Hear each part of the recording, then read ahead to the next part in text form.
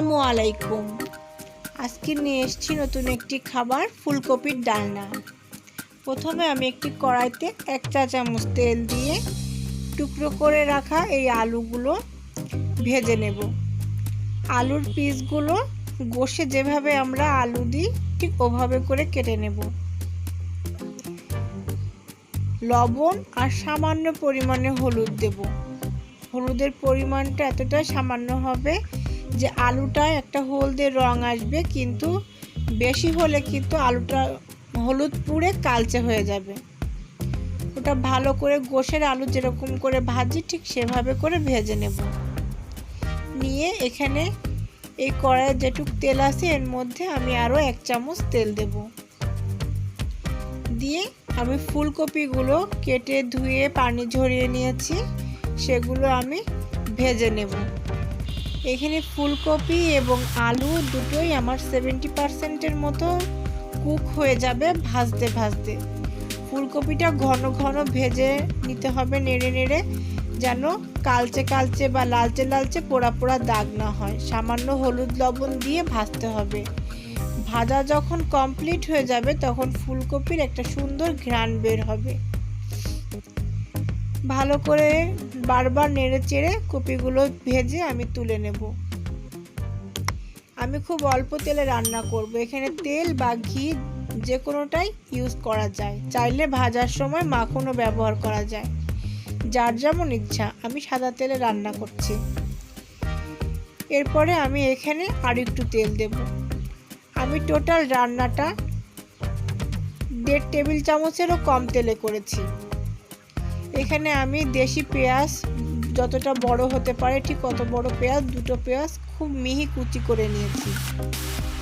কিছু সময় আমি পেঁয়াজটা ভাজার পরে এখানে 2টো এলাচ থেতো করে বা টুকরো করে যেভাবে মন চায় বা তেলে গুঁড়ো করে দিয়ে নেবেন। আর তেজপাতা 2টা টুকরো করে, আর 1.5 ইঞ্চি পরিমাণের একটা দারচিনি, আর লবণ দিয়ে নেব যাতে পেঁয়াজটা পুড়ে না যায়, নরম হতে শুরু করে। লবণ দিয়ে দিলে পেঁয়াজটা বেরেস্তা হওয়ার থেকে বেঁচে যাবে এবং পানি ছেড়ে দিয়ে নরম হয়ে যাবে। এবার পরিমাণ মতন হলুদ দেব, ঝালের গুঁড়ো দেব 1.5 চামচ দিয়েছি, আমি একটু ঝাল খাবো তো, দিয়ে সামান্য একটু পানি দিয়ে কষিয়ে নিচ্ছি। এই কষানো পানিটা শেষ হয়ে গেলে এর মধ্যে আমি একটু রসুন বাটা আর আদা বাটা দিয়েছি। পেঁয়াজ বাটা আমি খুব কমই রান্নায় ব্যবহার করি। মশলাটা কষানো হয়ে গেলে এর মধ্যে আমি আরও অল্প একটু পানি দেব। দিয়ে আমার আলু আর ফুলকপি যেটা আমি ভেজে রেখেছিলাম সেটা আমি এই মশলার মধ্যে কষিয়ে নেব। মিনিট 5 কষিয়ে নেওয়ার পরে আমি রান্না করে নেব।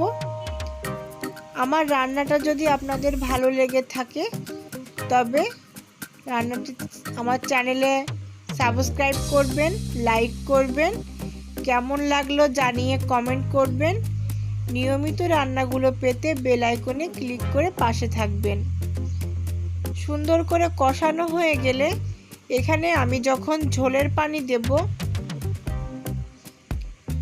চেষ্টা করবেন পানিটা যেন গরম হয়। ঠান্ডা পানি দিলে রান্না করতে একটু সময় লাগে।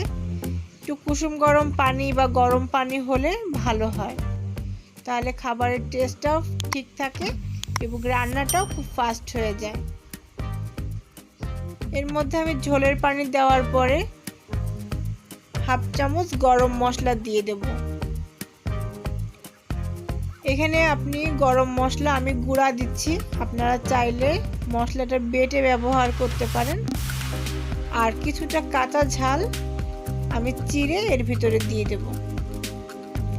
গরম মশলা আর কাঁচা ঝাল দেওয়ার পরে আমি তরকারিটা ভালোভাবে নেড়ে দিয়ে মিডিয়াম টু লো আঁচে রান্না করার জন্য ঢেকে দেব।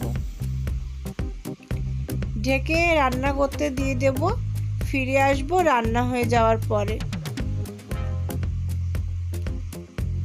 ভালো করে রান্নাটা হয়ে গেলে আমি শেষ পর্যায়ের কিছু সময় আগে ভাজা জিরার গুঁড়াটা দিয়ে দেব, তাতে করে সুন্দর একটা ফ্লেভার আসবে।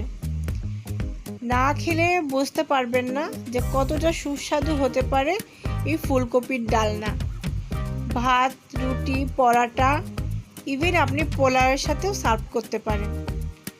যদি আপনারা এখানে বাটা মশলা ব্যবহার করতে না চান, আদা বাটা, রসুন বাটা ব্যবহার করতে না চান, একদমই নিরামিষ করতে চান, তবে সর্ষে বাটা অথবা পোস্ত বাটা ব্যবহার করার মাধ্যমে রান্নাটা সেরে নিতে পারেন।